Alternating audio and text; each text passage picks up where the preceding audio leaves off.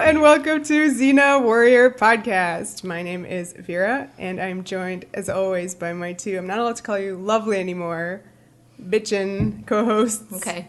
Katie. Hello. And Livy. Hello. We tried to record one episode for Greater Good and Callisto, which is what we are on right now. LMAO. We failed because we just talked and talked. Yeah, which we knew was going to happen because these episodes are unbelievable. We suspected and then proved to be true. So this two-parter in Xena became 2 episodes of Xena Warrior Podcast. Exactly, a two-parter of Xena Warrior Podcast. Sorry, guys, we split them up, but it's for your own good. Yes. So tune in next week for Callisto. All right. That's right. Vera, before we begin, I'd love to hear a little bit about Tiny You and how much you loved these episodes. Well, it's very interesting that you ask, and thank you. There are a handful of episodes that severely imprinted on me from like my time watching this as a tiny person.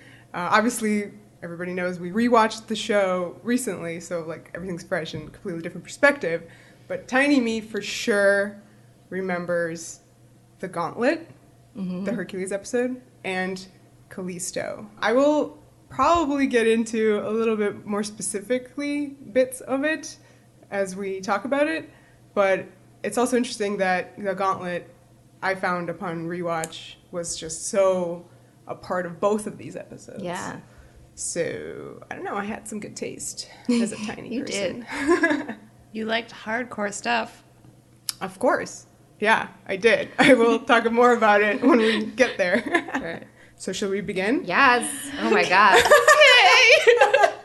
All right. The Greater Good, written by Stephen Sears and directed by Gary Jones. So the first thing we notice is Stephen Sears again, and another Gabrielle-centric episode, and this very much feels like a continuation of the story he's been telling, starting with Dreamworker and going on to Hooves and Harlots, this evolution of Gabrielle as not just Xena's companion, but a comrade in arms. Yeah, and literally the beginning of The Greater Good mirrors that of Dreamworker, where I remember when we were talking about that episode, I was like, this is going to come up later. And now it has, which is this great beginning of Gabrielle fighting an opponent, which that was in air quotes, because in Dreamworker, she was fighting a tree.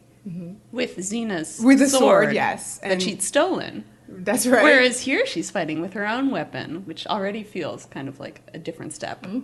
Yeah, and 2 seconds from now we will discuss this strange weapon she has. Which I guess is no longer Effie's mom's staff. No. She broke that at Troy. Yeah. Did she? Yeah. I'm pretty sure. Oh, okay, great. So she got a great little foldable one. Yeah, it folds right in half. 3 pieces, a unheard of staff. For the girl on the go. Exactly. Fit it in your purse. She literally does, but she will later break it, so it's fine, because she's going to get a normal one. It's like one of those foldable umbrellas. They're really convenient, but they break as soon as wind. Yes! Oh, yeah. Legit. I've never had a good umbrella in my life. Gabrielle here, with this staff, is fighting, it's revealed to be Argo. So this is actually a really big episode for Gabrielle and Argo, their relationship to progress. One might call it an OT3, Xena, Gabrielle, Argo. Yeah. Bestiality is weird, though. Oh, no. What does this show say about it? No, we're not at that. That's okay. No problematic. No. 2 weeks from now. The word. That was a great opening, and we talked about the staff. So, do you feel? I mean, compared to Dreamworker, like has Gabrielle kind of progressed from there? Like when she used the sword, it felt like she was just playing a game. What is this moment? Is this still a game? Or is this something more? I don't know. I will not answer this. Well, I like the, observation that a lot of the stuff that she says in this beginning, especially, with trying to get on Argo and doing all this stuff, is to impress Xena. And to, when she's alone with Argo, she's saying, like, oh, Xena's going to be so proud of me, basically, for being able to do all this stuff, which I really liked. Yeah. I did think it was interesting and almost like a strange regression or choice, where Gabrielle was still hiding in the bushes in this episode. Right. And I don't know, she kind of jumps in there really, like, she knows her place. She's like, I gotta go to the bushes and hide while Xena fights. It reminded me of Xena's rules that she tells Gabrielle in Dreamworker about knowing, like, when to run, when to hide. So I assume that, for whatever reason, this was a situation where Gabrielle should hide. And she was correct, because later she can come out of the bushes and save Xena's life with her staff. Correct. And certainly the person who wrote those rules would know here, because it's the same person. However, I feel like in previous episodes we've never seen her actively just hide like this specifically. Whatever, I don't mind. I think it was great when she did jump out and save Xena, and she knew when it started getting weird. And it's also great when she's watching. Yeah, I was gonna say, and also like you just see her loving the sight as we do as well. She makes a little like inadvertent noise and is like, "Whoops, it was just too much for me."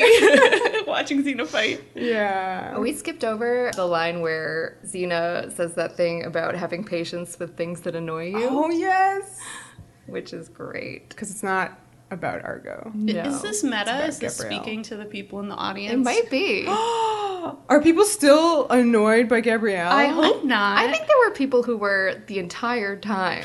Oh no! Honestly, you mean like season 6? They're still like, that Gabrielle. Is the Joxer fan? Is he annoyed? Maybe. We will talk about him in the next episode. But that was a cute little beat. Yeah, and then it follows with Xena really just so seductively whispering in Argo's ear, "Be nice." And that's where the OT3 comes in. Oh my god. Okay. So Xena goes to get a drink, and as you do, so does Argo later. Yeah. Everybody's really thirsty this episode in all sense of the word. Yeah. Yeah. And a village girl approaches her and asks for help for Lord Seltzer. Yeah, she runs up and burps while she's talking, so that's a clue. That's Lord Seltzer's coming, I guess. This is why I thought we should have some sparkly alcohol for this one. No, okay, not some seltzer water. No, it gives has to be alcoholic bubbles. Okay, yeah. Should we talk about Lord Seltzer? The choice of Lord Seltzer for this very serious episode? Go ahead. I loved it, yes, actually. Same. It's the sort of thing where at first you rebel. You say, oh my gosh, this episode, one of the main characters dies. Why on earth would you have a character named Lord Seltzer who makes fizzy water? But I think it's just really integral to the tone of the episode. Yes. It's not just serious business all the times. It's this fully rounded tone that has like this almost ridiculous screwball comedy, and then also about as melodramatic as it gets. Right. I think we've mentioned this before. Well, as a show, yeah, exactly. Xena has comedy episodes. It has very melodramatic episodes, and I use that word in a complimentary, amazing way. We love melodrama. Douglas Sirk. These are like amazing stories that you tell. And I feel like for me, this episode might have been the time in the first season, even though it is further towards the end and I was already in love with it, that I went maybe really crazy and lost my mind for the show, because I feel like me in this episode is like Stefan from SNL, and I'm like, this episode has everything. Like, it has all of the comedy and all of the drama. It's sort of the show as like a microcosm of everything that it does in one episode. And we've previously mentioned how, like you said, Katie, just now, that the show itself has these separate episodes that follow all these different genres. But sometimes it literally happens in the same episode. Yeah. We've already encountered this where it starts with like a hilarious thing and then it like turns on a dime and it ends with super Path dramatic. Not Taken. Yeah, like super dramatic ending. Yeah, I was thinking about last week, Ties That Bind, which was a very humorless episode in retrospect. Really didn't have a joke in it. And I think, that is a strong episode, but it's nothing compared to Greater Good. I feel like the drama is heightened when you have that comic undertone. Like, is anything as effective as having Salmonius, this mostly, a complete comic relief, suddenly play this tragic beat? And it just disarms you the way a dramatic actor, I think, wouldn't quite be able to. you expect a comedy figure to sort of be almost like a, like this talisman. Like, as long as he's there, things are going to be funny and okay. And like when he reacts, I got it in my gut. I was just like, oh, this is painful. That reminds me of that Joss Whedon quote that he had about always getting comedians to do drama. That's why you had that amazing Golden Globes introduction with Steve Carell and Kristen Wiig. Right. Well, yeah, like the sad clown is such a thing. You laugh so that the world can't see that you're crying inside. Well, I kind of wanted to quickly mention, going back to what Katie said about how this episode made her be like, this is it, I'm in love with this show and whatnot. As somebody who was trying to get people into it, you'd be nervous with like the previous standalones because yeah, sure, they have little character moments here and there, but this is such the heart of the show. Like these two episodes bring out not only the serious drama of the story, but also the complete heart of the characters. Like this is it. So if you don't, you have to kind of not suffer through the previous ones, but tolerate or like be patient because it is 24 episodes, But once you get here, like this is your desserts. Yeah, I feel like all those episodes that came before were like pieces of a puzzle that were almost like locking into place, like high comic episode, mythological episode, melodramatic episode. And once they kind of connected all those pieces, you got full Xena. And that's what this is. This is a complete Xena puzzle. And I have this quote from Renee who says, "This episode really changed things, allowing the audience to see how much these two characters meant to each other for the first time. And suddenly the heart came into the show. After that, the writer started to focus more on the two characters together as opposed to all the high concept plots." And that's an amazing thing. I mean, thank goodness. Legit. Yeah. I mean, it's very noticeable in season 1 that so many of the episodes sort of feature Xena going off and doing something or Gabrielle going home. Yeah. Like there's this temptation, I guess, to kind of treat them separately because you're still like building up those individual characters. But yeah, finally getting to kind of put them back together and be like the point of the show is how these two people work together and how they see each other. And that actually the drama and the suspense of the story is how do they see each other? Yeah. Like, where is this friendship going? I think that's a huge breakthrough for the show. Massive. Yeah. And where is this friendship going? Tying into Gabrielle's plot in this episode, again, is another instance of when you're watching it after you've seen the whole show, her journey is really encapsulated in this. Yeah. In I don't want to talk about right now.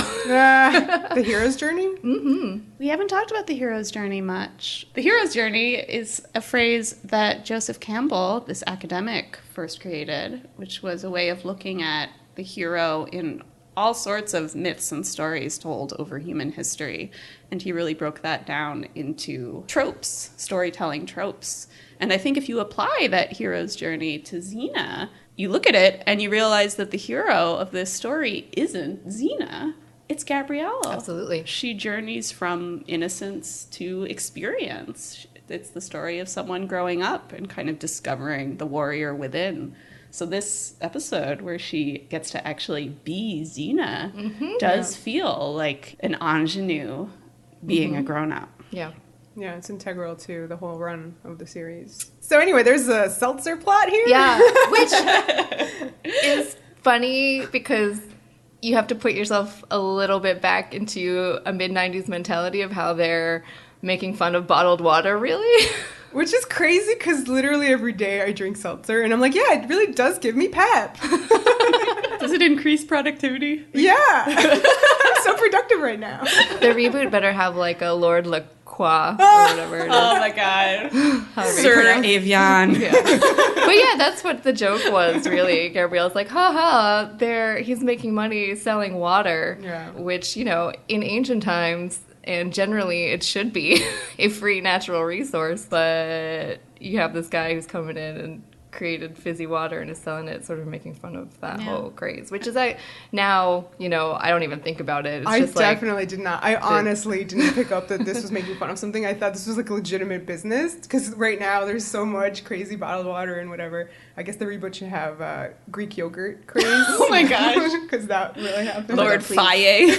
Yes, exactly. Oh, please. All right, so I guess we spilled the beans, but Lord Seltzer is Salmonius. Dun, yes. dun. He seemed like a scammer in previous appearances, but he seems I don't think here... he's a scammer. Well, He's a businessman. Yeah, but he's a businessman who doesn't actually sell legitimate product. Like we sell the bad metal. Right, Oh, right, yeah. yeah.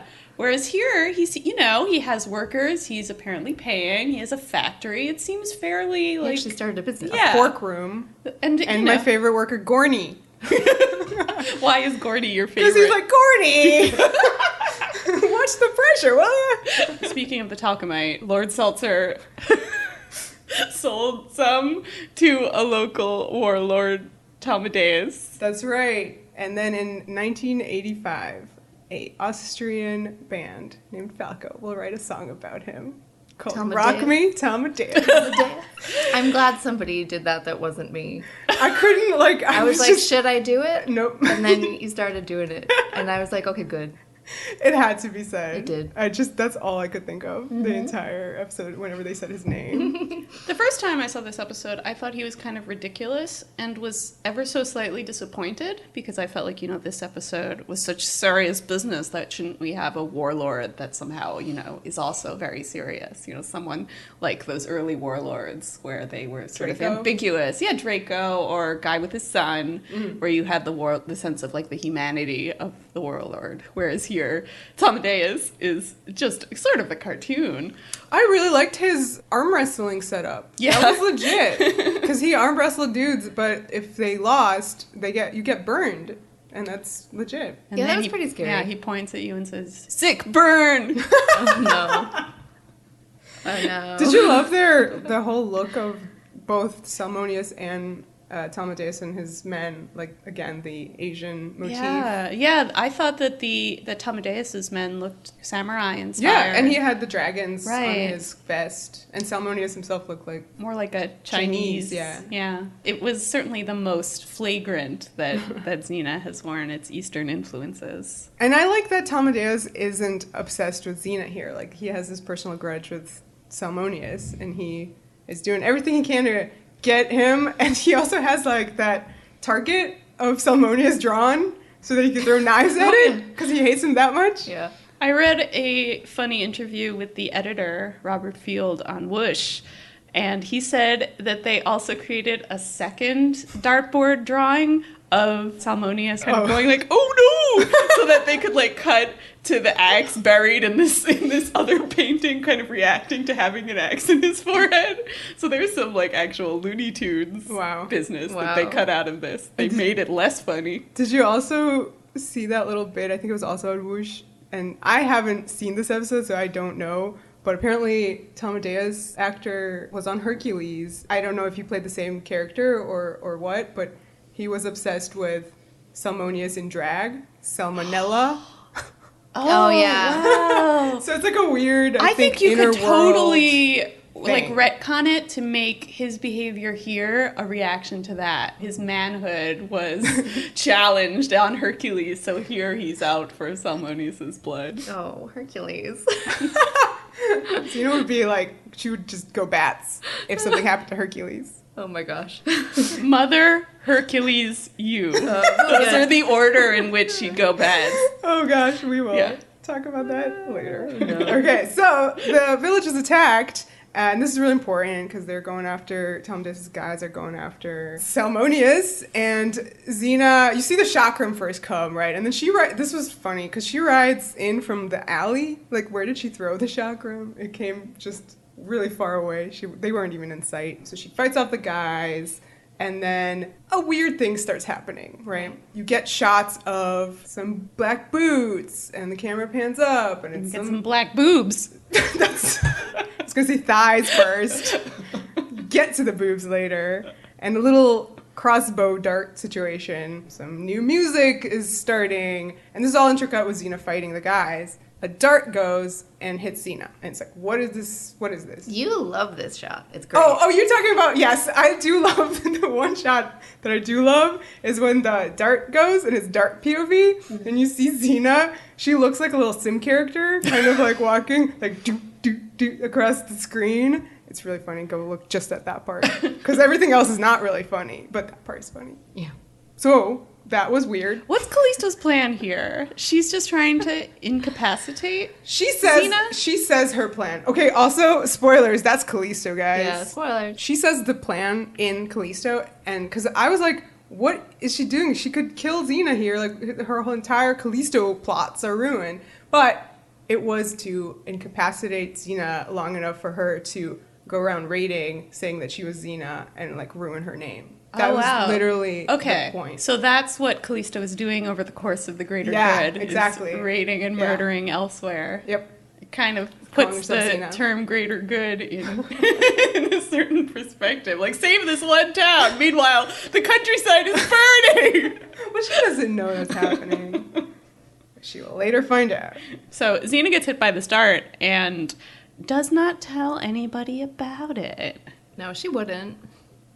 Too much of a strong warrior. Doesn't want to worry anybody. She does a lot of kind of careful manipulation of the truth here throughout this episode. She does not want to worry Gabrielle, but also ends up making her think she's dead. Yeah, so. I feel like the information she imparts at the end of the episode about the poison would have been more helpful to Gabrielle at the beginning of the episode, but we wouldn't have much tension now, would we? When Gabrielle launches into her, story about Timpani, her sweet pony, Xena should have just been like, okay, stop talking. I may go into a coma. I may seem dead, but I'm not, okay? I'm just not dead. That would have been maybe helpful. Yeah. Like, that it was a possibility, useful. But whatever drama, I love the drama. So please withhold the vital information. Like any great tragedy, you need the careful withholding of information. If everybody acted knowing the full story, there would be no story. It would be boring. So Xena has to show Talmadeus that she's fine. And that requires a really fun scene where she kind of goes behind their troops. And this is another instance of, like, the cat playing with the food Xena, where she's just my favorite hey, Xena. Yeah. Yeah, there's a really funny shot, since she's walking behind the regiment, the guy at the front kind of turns around and you get a great point of view shot from him looking down the line and seeing Xena at the back just waving. Yeah. The troop kind of parts once they figure out she's there and behind them. I think this is the first time that she does the Wonder Woman spin. Ah, yes. Yes, for sure. Down the line. It takes out all the guys kind of like lined up. But I also thought it was really interesting because this is the first hint of the Gauntlet again, because these are the two episodes that really reference the Gauntlet in many ways. This was one of them, because the last time we saw a line of guys like that, she was being pummeled through the Gauntlet.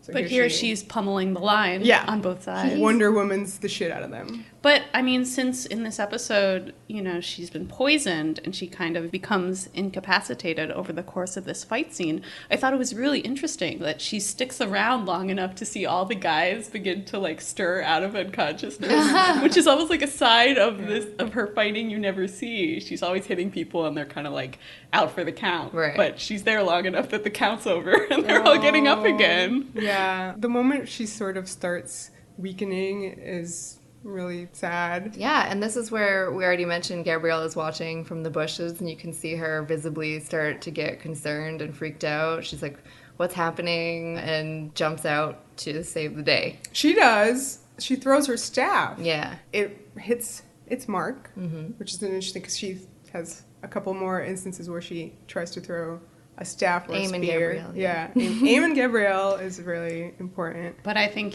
she's like a clutch hitter. Like when a life is on the line, she can do it. Well, sort of. Sometimes. But here she does. She hits Talmadeus' wrist and... Talmadeus, who's just going, I'm the man who killed Xena! Yeah, he says that a lot this episode. He says that a lot, and this isn't even the first time we've heard it. I think it was in, I want to say Prometheus? It was that episode where they were, ambushed with the watermelon and the wig. Oh, and then a watermelon is in the next episode. Yeah. Well, a random guy was like, I'm the man who killed Xena. Yeah, that's right. I feel like this is something that men are always bragging about in bars. Everybody thinks they're the man who killed Xena. Yeah. And they never are, of course. Gabrielle throws the staff. It hits Talmudeus in the wrist. He drops the sword, and then Xena does this like really sad whistle. I wrote that down exactly. Her pained little whistle. Yeah, to It's get Argo. So sad. And they do this really cool thing where both Xena and Gabrielle are on each side of the saddle. Yeah. As Argo gallops out. That Like was hanging neat. off. And I felt that, that's almost like a great symbol of like the way that now they're both about similar in terms of like power as warriors. Usually Xena's riding the horse and Gabrielle's walking behind, and that's sort of their relationship. And now they both just sadly cling. And then so in the next scene is where Xena sort of reveals that she was poisoned by the dart. I love angry Gabrielle here. Yeah. She's very, very upset. She has every right Yes. to be. Yeah. Well, it endangered both their lives. I get where Xena was coming from with keeping it a secret, but it obviously, Xena was a liability in that fight, and she didn't really behave responsibly. No. She was like, yell at me later. I love Also, that. she looked so pretty right there. Slightly sweaty. I love, honestly, I love when they make Xena sweaty. And I think Lucy herself mentioned, like, there's this one episode called One Against the Army. She gets really sweaty in that one. And it's just realistic. It's realistic and it's great because she never does, obviously. I think they start doing that more and more as the show goes on. The grittiness. Yeah, well, you just see, there's some episodes where she's just really sweaty and bloody, and visually it stands out because they haven't focused on doing that so much early on. So it's good. Yeah, it's really great. Yeah, she looks really sick, and that line delivery, I think, really hammers home for Gabrielle that this is serious. Yeah, Xena just doesn't have the energy to be yelled at. Yeah, this is probably also where I started losing my mind, because this is the kind of thing I love. Just throw in some her comfort in this episode for the first time, maybe a little bit. It's fan fiction brought to life. It's Yeah, real good. it's Okay, amazing. bye. Somebody has to take command, and Xena decides that it should be Gabrielle. Yes. So you have this great faux credits montage of, the boots going on. The boobs. The boobs going on. The boots going on. With the same title music. Yeah, the same Right. title music. So, and then it's revealed it's Gabrielle, and she looks really ridiculous. She looks ridiculous. She looks ridiculous now. The little breastplate falls off. It's Yeah. really sweet. And it's great because then they have to tighten it. Yeah. And you really see that is a corset, which I, up till now, have been like, yeah, is it a corset? I can't yeah. quite tell what the construction of the Xena costume is, but yeah. Well, I think they were tightening, the front part. Magically, she fit into her shoes. Literally all the things that were hanging off of her, she just perfectly fit in. Oh, yeah, and I loved how, if you listen to this part again, the title music has these, extra symbols, I think, when it's revealed that it's Gabrielle. So it's really funny. That's cute. to yeah. kind of make it more ridiculous. Yeah, like a little LOL. Oh, that is sweet. We do get to hear Gabrielle try out the... The yell thingy. Yeah, the yell thingy. Well, it was the door. Well, that was I liked the joke with the corset. Yeah. Where Yeah. It was slightly better when she was pulling on the corset, but yeah, only Lucy Lawless is allowed. Yeah. No one compares. And I assume that too was a little bit of a meta wink to the fact that had become famous and people were trying to imitate it. And Yeah, for sure. except no substitutes. So the next part of this is Gabrielle has to ride in to Talmudeus' camp. So she has to go on Argo. And this is where we have a hilarious Gabrielle and Argo moment with the whistling and a little bird. So it's a comedy moment and horse stunts. So I was a little confused by this sequence. At first I thought the cuts to the little bird were actually just literally a bird reaction shot. This bird was like, ha ha, that girl can't ride a horse. No. But the bird is whistling? The bird whistles, and the bird's whistle makes Argo do things that Gabrielle cannot. This is a moment where I'm like, it seems absurd to train your horse to react to whistling for just this circumstance where you have birds that can whistle too. Or the kettle's on and suddenly Argo's doing karate. Oh my god. I don't know. I'm sure, But usually. it's useful. She's in battle, she just whistles, the horse comes. Mostly it's okay. She stays away from kettles. It's fine. Gabrielle encounters the men, and I love one guy who's like, does she seem smaller? She's also shot a little bit from the neck down on Argo, which I thought was a clever way of the cameraman being like, sure, this is believable. You can totally see this is Xena, right? Yeah, and she lures the guys to the village, and then the villagers take out the goons with seltzer. They literally destroy them with seltzer. There are so many fights that involve seltzer in this Why episode. wouldn't they? Well, it's Lord Seltzer, the episode. So. Wait, we need to talk a little bit more about the pony story. That's true. We skipped over the pony story. Which is so important. Well, we already mentioned it a little bit, Yeah. but let's discuss it a little bit in further detail because there's a very important thing in there, several important things. Go for it. So Gabrielle is telling Xena a story about how she had a pony when she was a child named Timpani. Which was already brought up in Fistful of Dinars. That's right. She So, convinced her switch it. parents to get her a pony. Xena asked her if she left her horse with Lilla, and Gabrielle says no, her horse got really sick one day, and she said that's just what happens with things that you love. Sometimes they just leave you. So number one, obviously this is about Xena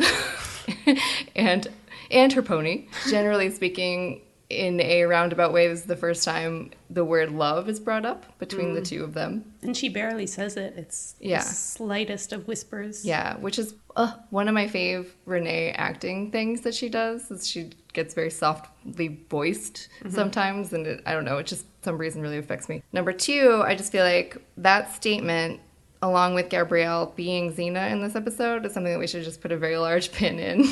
Yeah. Just a really big pin. Put a pin Yeah. in it. And again, goes with the whole season 1, season 6 bookends. Exactly, So. yeah. Back to the seltzer? Back to the seltzer. Oh, I think head goon says something to his men to rally them. Like, don't forget, the man who gets her gets her. Yeah. A lot of rape in What? season 1 I know. of Did you really? Xena. That's what... What else could it mean? I thought he meant, like, kill... Because the whole thing was, like, the... who's the man who kills Xena? That's true.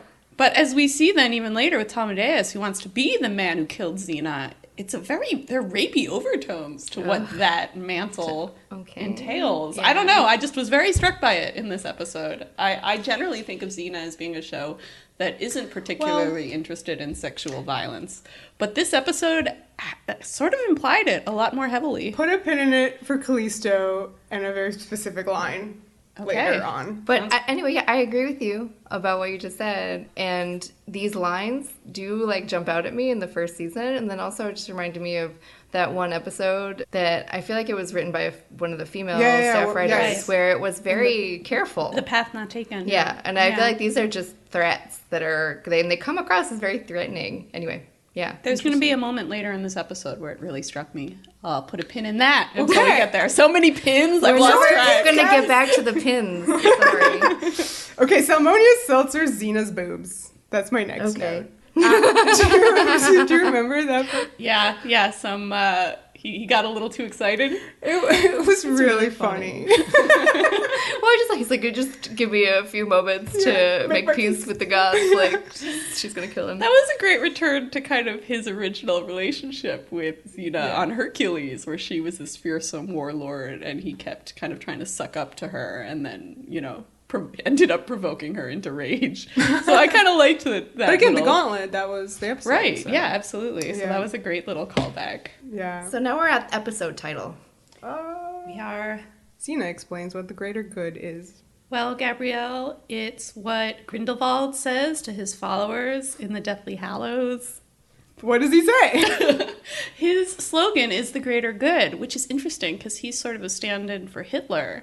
And the fact that he says that everything that he's doing is for the quote-unquote greater good is both sinister and intriguing because it shows that this idea of the greater good can be employed by heroes, as it is in the Xena episode, but it can also be very easily co-opted by fascists. Oh, you don't say. Well, hey, watch it. But every villain is the hero of their story, so hence they all think they're heroes. Callisto believes she's operating in the greater good, too. Mm-hmm. I do like how stoic Xena's trying to be in this scene with Gabrielle, too, because the second Gabrielle leaves, she just kind of flops over. Yeah, that was really good. Well, you feel like this is, these are what she doesn't quite realize are her dying words to Gabrielle, her final words of wisdom to impart, which is telling her self-interest, isn't as important as the needs of everybody. And for Xena, someone who spent so much of her life doing a kind of ends justify the means thing, like this is a huge breakthrough for her. You feel that now she can look and say, sacrifice your life for other people if you have to. Yeah. And this is also where she makes Gabrielle promise to take her back to Amphipolis, right? Yeah. Mm-hmm. Something she sort of What? honors for a bit. She tries, in this episode. In general. Yeah. To be buried with Lysias, Yeah. which, I liked that Lysias was name-checked again. Of course. A very important person to Xena. So now we're kind of at your gauntlet business, which is Yeah. so great in this episode. It is probably one of the best sequences in the whole thing. Yeah, while Gabrielle is off firebombing Talmudeus' camp, Xena is kind of delirious and she feels a chicken by her foot, which I thought was a really interesting. Yeah, like a really visceral detail, yeah. But it was like great to, like, I didn't get it at first. I was like, oh, there's a chicken, haha. And then I was like, oh, that's how she knows goons have entered the house, because an outside thing just wandered in. Yeah. And sure enough, there were these two goons behind her. They attack. And this is very specific imagery. The music is straight up from her walk through the gauntlet. Yeah. And it's shot with the same intensity. Yeah. That music is so powerful. It has very interesting uses of pressure points. Because, first she fights off the guy with some seltzer. Then she falls over. Even here in this, extremely disturbing sequence, you have a seltzer battle. This episode has everything. Yes, please continue. Yes, so, the very striking moment was when the guy rolled onto her. That was my sexual violence pain Yeah. in this episode. The music stops for a moment, and you just have on the soundtrack these almost like wind noises, like blood rushing in the ears maybe.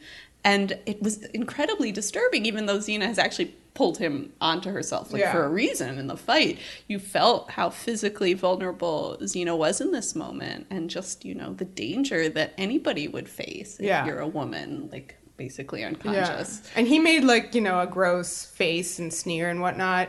And then, of course, you have to have, a funny line to dilute the seriousness of the situation. So she has, I hate unexpected visitors. I'm glad. I'm glad we had the cut to her big cheesy grin. Nope.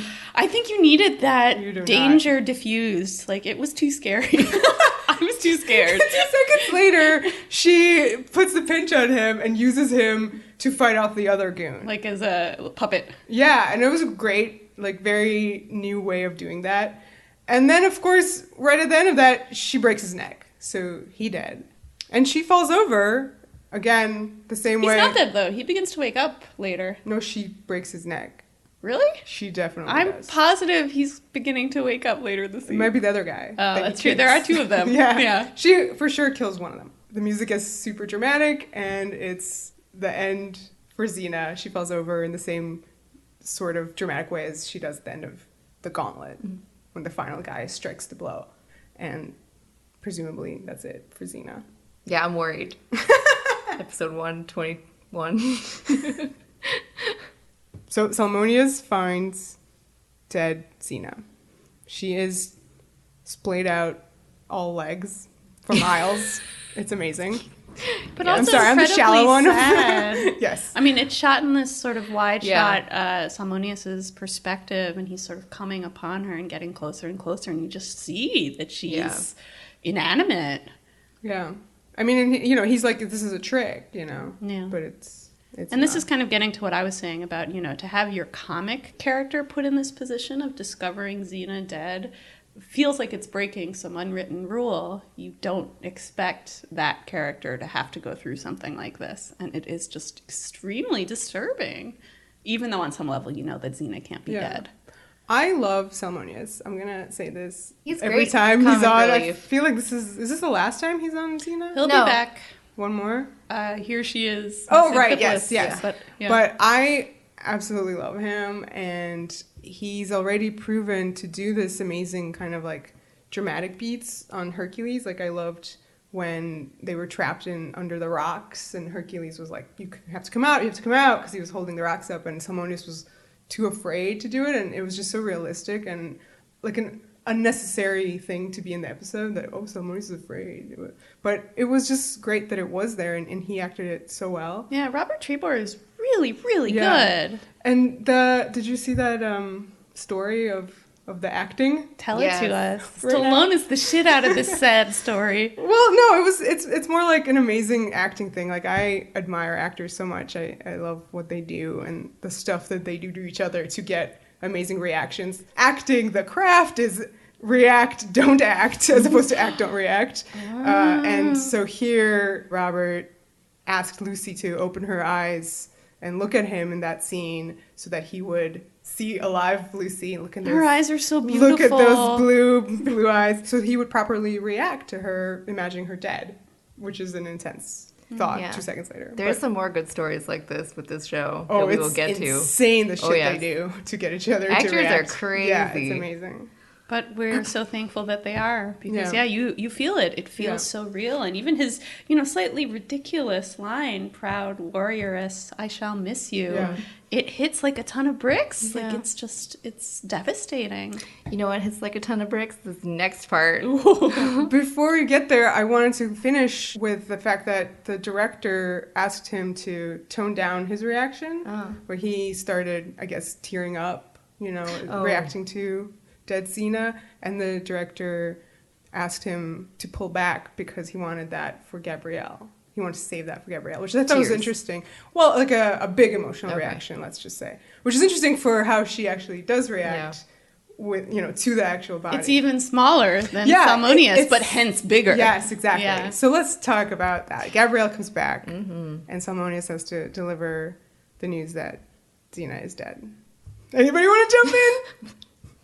Yeah, it's just like all those guys trying to hold her back. I'm like, I just don't want to get too close to the epicenter of this grief storm. No thanks. Well, Xena said that she would still be alive when Gabrielle comes back. Right, she said, I'll see you when I get back. Yeah. I think all of the choices in this scene are absolutely the right choices, and the whole thing becomes so devastating because of it. Renee O'Connor in the scene, her acting... It's so good.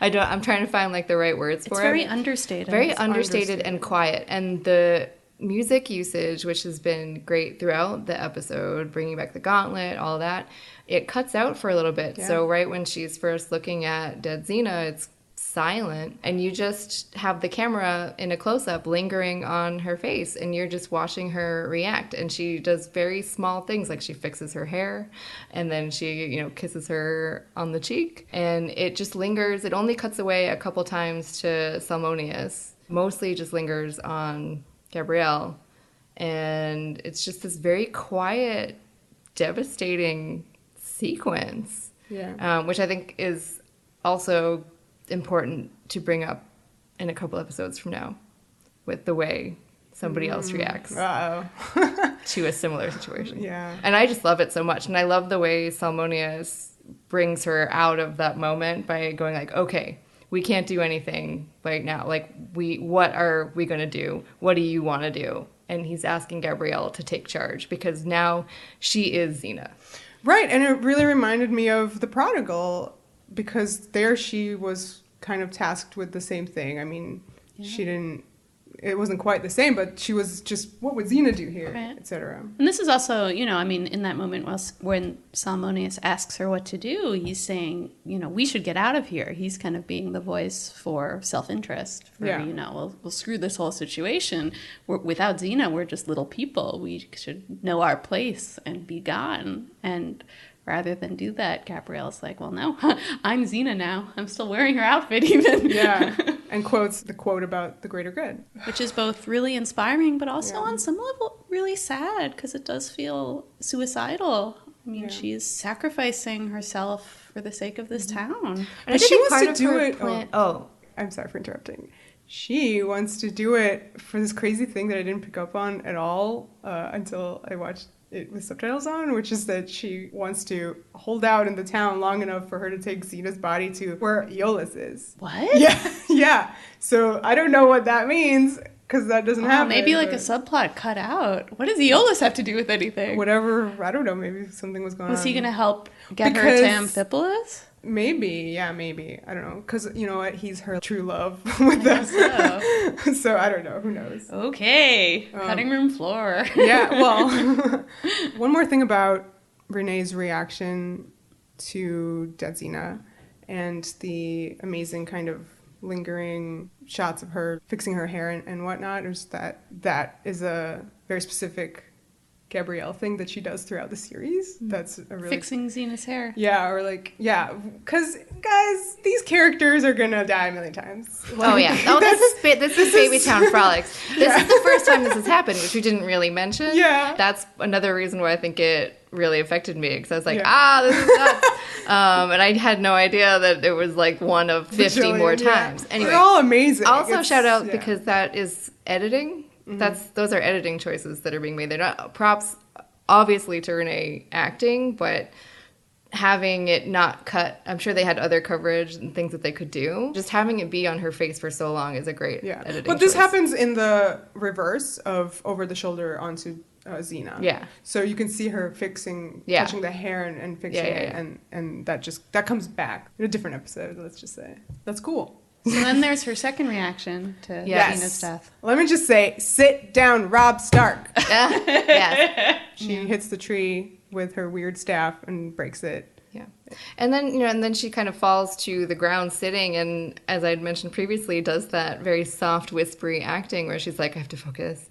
Xena told me to focus. And it's almost like sometimes you can barely hear what she's saying. I love that. Yeah, it. I agree. There's something like you feel like it's for her, not for the microphones, not for the audience watching. It feels like such a private moment. Have we mentioned how Lucy and Renee are amazing? Oh, I mean, maybe we have, but have we mentioned how the casting department just lucked out? Oh gosh, with these wonderful humans and actors. And I feel like when people use melodrama as kind of a slur against the show, they're kind of like ignoring the fact that these actresses ground that shit. Yes. Like, it feels so real and human and not over the top at all. Like, look at how underplayed Renee is in this episode. Incredible. It's literally the opposite of what you would think would happen. Like, everything she does is just opposite. It's very mature reaction. And like, she's being very responsible immediately afterwards, and she goes into the woods to have this moment by herself just to get it out of her system, and then gets her shit together. A lot like Robb Stark.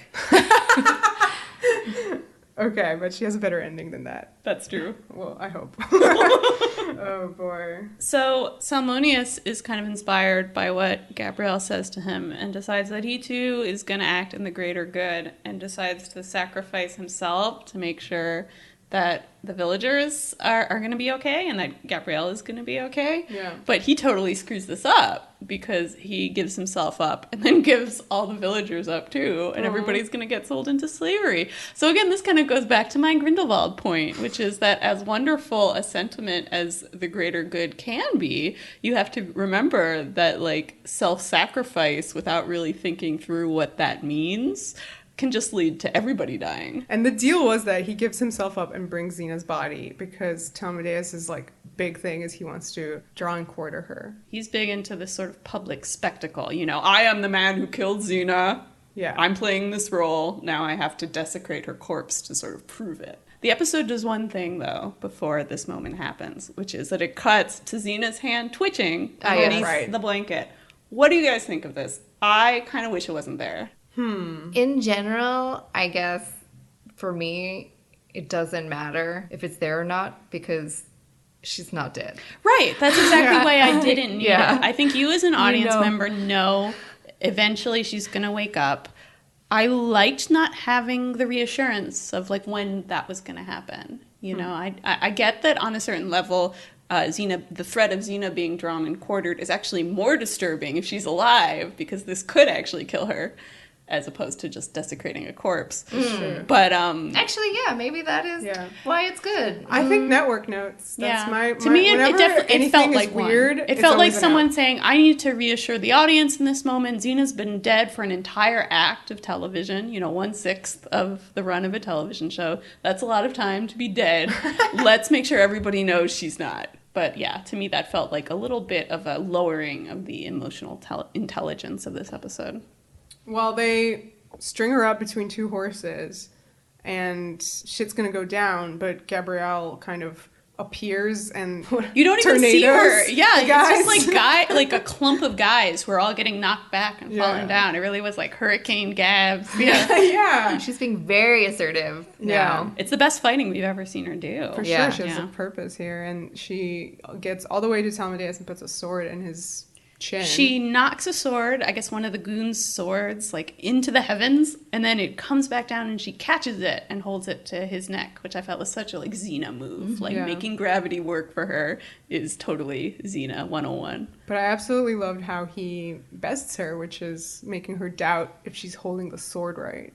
Which is interesting because, you know, she never really got training with a sword. Yeah, he like mansplains her. Oh no! And it works. Yeah, Gabs hates mansplaining.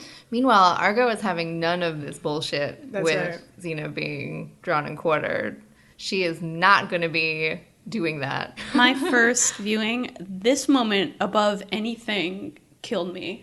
I somehow the fact that Argo was being made to like participate in this horrible act. There's, you know, it's such a taboo to desecrate a body, and like that Argo would be made complicit in that. It hurt me. Aww. Like I felt something so strongly, and I was so happy that Argo convinced that other horse to just stand there and get whipped. Conversation on the show. A horse talk. Horse conversation. Yeah. Yes. No, it's amazing. I think you really feel, you know, the guys are whipping these horses and the horses just refuse to do it. And props to that other horse. She don't know Xena. Like, so, you know, the horse listened. And then Xena rises. Which is the gauntlet. Yep, it's the gauntlet shot of her rising. It's also how Gabrielle pops up at the beginning of the episode, but in a funny way. That's true. I have a note here that, you know, this fight then of Xena in her undergarments, barefoot, recalls her first fight in Sins of the Past. Oh. So you feel that the season now is really bookended by Xena kind of stripped, but still able to hold her own. It's crazy because their outfits are just so small in general, but having a fight barefoot just really hurts me. Well, kicking people with your bare feet, and they're wearing, you know, chainmail. Yeah. That looks horrible. It hurts me so much. Her toes. I know. I loved how she kind of does this move when she finally gets Talmudeus, where she climbs up him like Black Widow a little bit, like very specific cat. Well, it's like obviously some kind of kung fu move, but you know, it just reminded me of Black Widow. And she throws him into the big water thing. Yeah, like a trough. Yeah. That's it for him. Yeah. And he's then held at sword point by like the entire village. And like the greater good comes and is like, hey man, don't move. And he tries to escape by just going into the water. That's not gonna work. Yeah. So then we wrap up this episode with a final conversation between Xena and Gabrielle. She thanks her for trying to bring her body back to Amphipolis. Mm-hmm. That seems to me like a true warrior. That, more than anything, means something to Xena. The idea that her body will be taken care of after her death. Mm-hmm. I almost don't want to say anything else about that. I love the art. You know, they're like, I would go to Tartarus and back. Oh, no. That happens. That probably happens. Later. I know, it's funny when people in this particular world say that, because they can just go to a lake and do that. Yeah. But this is another, this scene was very emotional, I think. And you have Gabrielle just being like, please change the subject. I'm going to get all soft on you. And I'm like, yeah, you guys change the subject. Yeah, it's almost too much. One way or another, I'm going home someday. I mean, God. Yeah. This episode is amazing. It really made me nuts the first time I saw it. It's the first time that Xena has really taken you to this level of emotional intensity, and it will not be the last. No. In fact, it does it again in the next episode. Yeah, as Katie said, it's baby time for Alex. Yeah. And we end on that dart. Is there anything else to say about this episode? Well, tune in next week to see who shot that dart. We already said. That's true. There is no more suspense about that, is there? We ruined it for you guys. Sorry. All right. Well, I guess you can follow us on all the things. Yeah. Follow us on Twitter at Xena Warrior Pod. On iTunes, you can subscribe and download and listen there. And please rate and leave a review if you're so inclined. They are very helpful. We love your reviews. They mean a lot to us. We're on Tumblr and Facebook, Xena Warrior Podcast. So come talk to us there if you have questions, comments, etc. Yeah. Yeah, and welcome new Facebook peeps. Cool. Yeah, happy to have you. Yeah, All right. absolutely. So the power. The passion. The podcast.